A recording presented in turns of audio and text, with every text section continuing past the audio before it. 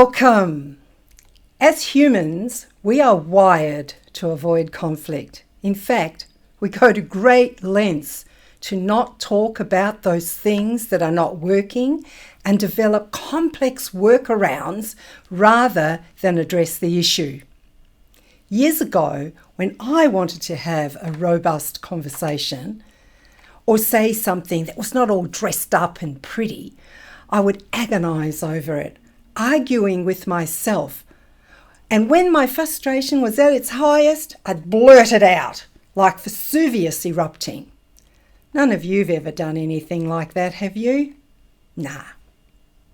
I remember an incident where I challenged one of my team, severely embarrassing them, scaring everyone else and alienating myself. This was my big wake-up call. Getting the full impact of who I was and the effect I had on others. Learning to say what needs to be said in the moment is an ongoing challenge. What does it take to have a robust conversation where you override your internal dialogue, saying what needs to be said with velocity? We will talk more about that later. If we want to lead, then this skill is not a nice to have. It's an imperative, or we will pay. We have a lesson we give to our clients. It goes like this. You will either pay now or pay later. Either way, you pay. Pay now, pay less. Pay later, pay more. How much do you want to pay? I have a litany of stories of doing this poorly. What I've learned to do is clean up my mistakes, ask for forgiveness, and keep moving forward. I can still open my mouth and insert my foot, then shove the other one down for good measure. Who can relate to that, hey? Nowadays, it happens really. I am unwilling to allow the mess that I create to languish in no man's land, impacting those around me. Consider, our people pussyfoot around us as leaders and rarely challenge us. So, is it okay that I'm not going to pull any punches today? I'm going to be really straight, and you could take offence. My request? Stay open. Bathe in the discomfort of our cringeworthy examples. Put it on and ask yourself, what part of this can I own? So who's willing? Please just give me a wave of your hand, then I can really go to town. Thank you. For most of us have heard the biblical saying, the truth will set you free. I've added an extra line. It will upset you first. I recall one of my many mentors saying to me when I told him I was offended by what he'd said. His response to me was, "You are not offended enough. In fact, you offend the people you lead. Get really offended, Jennifer, because if you did, you'd do something different." I have used this conversation with many of my clients and our team. It's a great wake-up call. What do we need to give up to look and get offended with ourselves? When we do, the truths we speak, the robust conversations we have, they free us and free the people that we lead. Let's get into this. For those of you who are new to our webinars, we're going to send you to breakout rooms with one of our team or clients we've co-opted to support us and you. There, we'll pose a question and you'll have the opportunity to have a discussion. Our first question for today, what are your biggest obstacles to robust conversations? What's the thing that stops you? Off you go.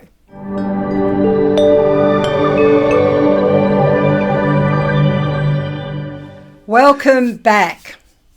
So what are your biggest obstacles to robust conversations?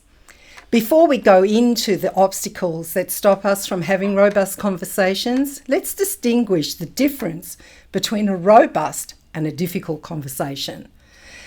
The dictionary definition of robust is strong, vigorous, resilient, healthy, a structure that holds up.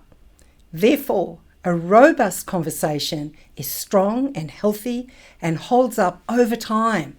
It's all about nipping things in the bud before small problems become huge issues. The outcome of a robust conversation is not decided. It is an open discussion between you and the person you want to challenge. As the leader, it's all about the intention you have for the conversation.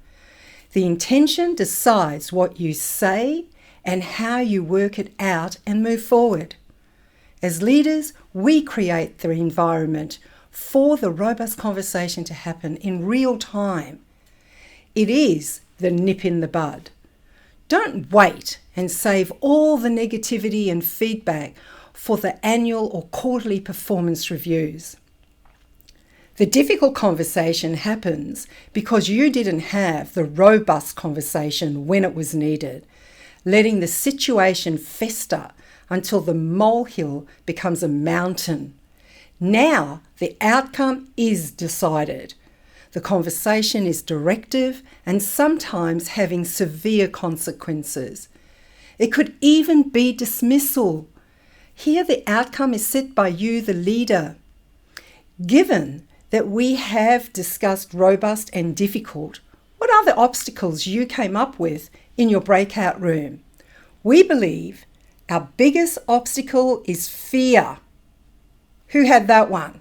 The acronym for fear is false evidence appearing real. Let's unpack the drivers of our fear. To begin, we don't want to be seen as the bad guy and risk being disliked. The knock-on effect of this is the team believes there are protected species in the business because they're watching while you say nothing. How many of you believe, put your hands up, there are protected species in your business? Be honest. Nice. Now you move on to you're too nice, which creates an even bigger mess. The integrity and values profile, at integrity and values, we have an acronym for NICE. Nothing in me cares enough to tell you the truth. We have a whole lesson in overcoming being nice.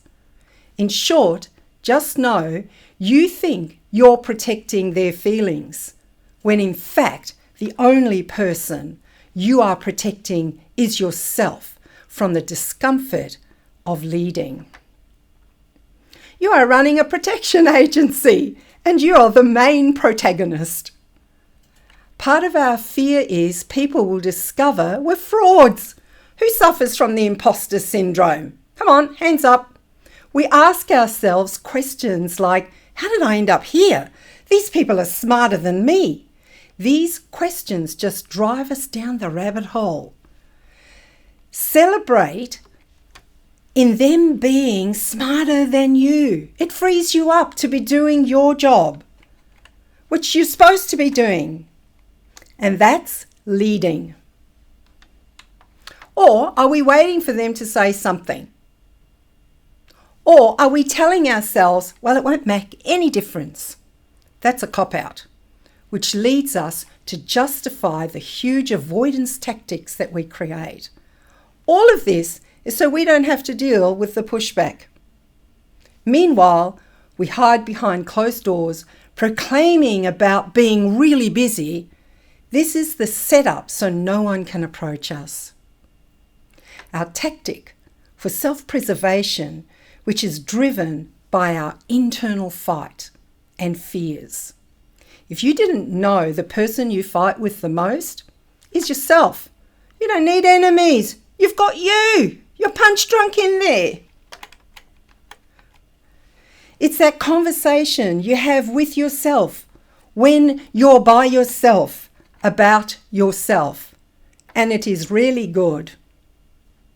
Our integrity and values profile tells us how you externalize that internal dialogue and the impact it has on your people and what conversations you will and won't have.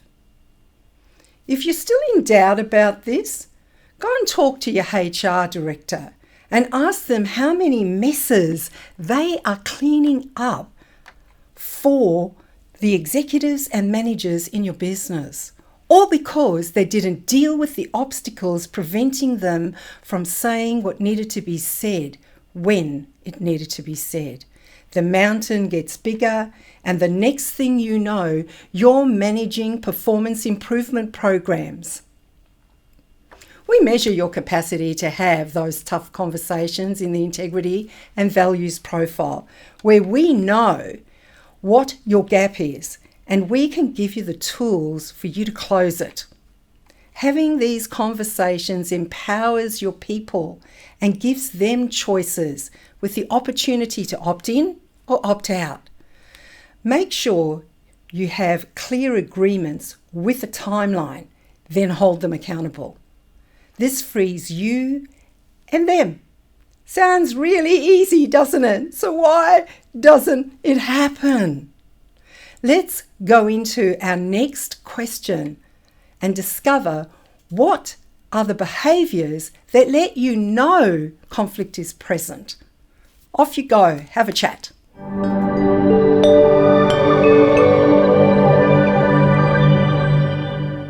Welcome back. We've all been in those meetings where sarcasm reigns as a form of humour. Backhanded comments are commonplace, shutting down collaboration and healthy debate. These seemingly small incidents are the signs that conflict is running the show. These are just some of the behaviours that are present. If we are not at the brunt of the joke or comment, we can be oblivious to or ignore the pain they cause. Before you can have a robust conversation, you need to recognise the behaviours that are driving the conflict. Then you can name it, interrupt it, and tame it. Naming is taming.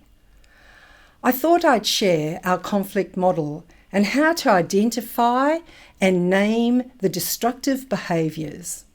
To begin, I love this quote by Carl Jung. Keep it in mind as we continue. The most intense conflicts, if overcome, leave behind a sense of security and calm that is not easily disturbed. It is just these intense conflicts and their fire or conflagration which are needed to produce valuable and lasting results. Let's look at our conflict model. Conflict exists between two or more people when one has needs of the other and the need is not met. Simple, hey? Needs, wants are not being met. Yay! Common enough. There are 2 steps to begin a conversation for conflict resolution. 1, clearly express your wants or needs. 2, find out if what you want can or will be met. Sounds simple. How come we don't just go and ask for what we want? If we did ask, there are 2 outcomes from expressing what you want. Yes, we have resolution. Yippee! Now what? Now make agreements for the future. Your job then as the leader is to hold people to account, then follow up and follow through. If the answer is no, we move straight into the management of the conflict. If we are alert, we can move instead into negotiation. What we observe are the following behaviours when people go into the management of conflict. Ever seen these behaviours at your place of work? People sulk, they dump, they argue, they get sarcastic, they undermine, they get sneaky and blame others. They justify what's going on around them. They gossip, get loud and obnoxious. Then they leave. They badger others. They withdraw, play the victim, do persuasion and compromise. In other words, they are passive, passive-aggressive or aggressive, constantly looking outside of themselves for the answer to the problem. They have little idea what it means to be personally responsible. These behaviours breed resentment. Tama, one of our associates, has a great way of describing resentment. I drink poison and hope you die. Now, the insanity of all of this is people don't ask the first two questions. They jump into managing the conflict without even thinking. Then you, as the leader, think you're going nuts. No, they just don't know how to ask for what they want. And we do not create the environment or the safety for them to do so. Who's relating to this? Yeah. Would you like to know how to solve this? It's one sentence, one short sentence. Write this down. As soon as you witness any of these behaviours, you interrupt. And this is what you say, because I know it works. I've used it. You just simply go, hey, what's up? And what do you want that you think you're not allowed to have? Simple, hey? In a lot of cases, they can have what they want. However, if the answer is no, the opportunity for negotiation begins. The most important part you play is keep the doors open. Most organisations do not resolve conflict. They manage it. For robust conversations to be had and given, maintaining your integrity is paramount. You don't have integrity, you're stuck. Simply said, integrity is being your word. If I asked you, is the truth important to you? Most people would say yes. That is the declaration we make. It's important. It sits in your left hand.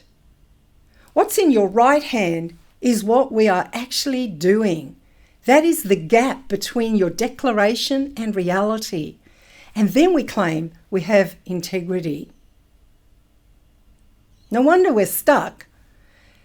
Alfred Adler, an Austrian psychiatrist, coined the phrase, life lies. It is a false belief functioning as a means of evading responsibility. Then we cannot achieve our goals. As soon as we do this, we lack integrity. We have an exercise to support people to clean up their integrity. When utilised, your goals can be achieved. This is how an integrity clean-up conversation goes. Step 1, own up. Acknowledge the broken agreement or promise. Get responsible. It's not saying, my bad, and then moving on. Get real, down and dirty about yourself without being self-effacing or beating yourself up. Then clean up. Acknowledge the impact on them and yourself. Keep digging deep here. If we can reverse roles with someone else and get the impact of our words or actions, then I believe we would not say half the things we do while pretending it's funny. Move on. Re-promise. Make a new agreement and make sure you have their acceptance. Or not. If they don't accept, you will stay in the cleanup until you have acceptance. Conflict is the rocket fuel to freedom and growth. The reward of staying with the conflict is the rocket fuel to freedom and growth. Here's your homework for today. I love homework. Write down the names of 3 people that you identify you could have a clean-up conversation with. Write it down. What do you need to clean up? A commitment or a promise you didn't keep with a deadline of when you would complete it? Simple example. How many of you promised your other half that you would be home for dinner and you're still at the office at 7 p.m? None of you do that. Then you ring and you say, I'm on the way, when you haven't even left yet. Then you wonder why they don't believe you when you make other promises. Go clean that one up. That's a start. Let's move to our last question for the day. What is the criteria for robust conversations? Off you go.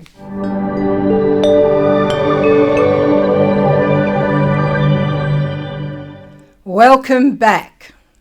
Before you enter any robust conversation, use our inoculation tool. It is a pathway to powerful conversations. It is simple as saying this. Tell the person you need to speak to them and that you're concerned that they will be upset by what you have to say. You could do what I did at the beginning of the talk. I told you I was going to be really straight with you and asked you to hang in there with me. Another is telling someone they are not going to like what you have to say. The really big one, I want to talk to you and I'm worried that I'm going to upset or offend you. I'm going to say what is required and I ask you to hear me out. My experience is often the person is surprised and says, is that all? Now, if you're a bit anxious about this, request that the only response you want for now is thank you. Then invite them to be with your feedback and to come back and talk to you within the next 24 hours. If they don't, you will follow up with them. Believe me, if you do not follow up, you will be back in the management of the conflict with all its accompanying undesirable behaviours. So, be brave and courageous and do the job that you were hired to do. At the same time, keep the following in mind before and during the time you're having these conversations. Get all the facts. And get the facts right and not the gossip. Don't let your emotions hijack the conversation. At the same time, maintain your empathy. Appreciate and acknowledge. Whoops, lost my place. Sorry. Maintain your empathy, appreciate and acknowledge their position. That doesn't mean you agree. Have a clear intention going into the conversation. Be prepared and acknowledge there will be consequences. Be willing to negotiate. There is no negotiation with your values or the values of the organisation. If you're having difficulty deciding where to look for one of those conversations that you've been avoiding, let's rate the depth of robustness in the various departments in your business. Be ruthlessly honest with yourself here. So on a scale of 1 to 5, 1 is the wheels are falling off and there are few robust conversations. 5, they're superstars. They don't walk past a thing. They have those robust conversations fast and often. Let's start with your rating. The leadership team, rate them. How good are they at this? Now, sales. Write these down, write these numbers down. Now, marketing. Now, operations. Now, finance, logistics, HR, and so on. Now, you've scored them, hey? Now go and tell them how you scored them. Ooh. If you scored any team with 3.5 or less, you've got a hidden conflict issue. Begin building your muscle to lean in and say something. Be aware you are at the source of the issues and at the source of the solution. Isn't that great? The hardest lesson I have learned is holding the line, knowing what's right and then taking the right action. Your organizational values are a tool to support you as you develop and grow in this area. I use our value of care. The courage to do what's right is our distinction. And trust, permission to take bold actions as my go-to when I'm hesitating. Learning to have the tough conversations is like starting at the gym or deciding to run a marathon. You don't do well at the beginning. The trick is to keep cleaning up when you do it poorly and go again. Being a great leader is like being the ultra marathon runner. To be part of the race, you are constantly building the muscle and stamina. The tools we have given you are a start to building your capacity. Recently, I read the Wheel of Time series by Robert Jordan. I love this piece given to Rand Althor, The Dragon Reborn, on leadership. The key to leadership is in the rippling waves. You cannot find stillness on a body of water if there is turmoil underneath. Likewise, you cannot find peace and focus in a group if the leader does not have peace within. Keep looking for the places in your business where there is an absence of robust conversations. This will be your alarm bell. There are unresolved issues. Go on the hunt, find them and seek resolution. Just know, great organisations do not have no issues. They just clean them up faster.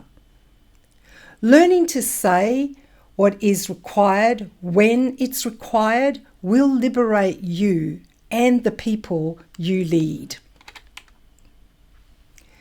It's a pathway to peace within for you and them.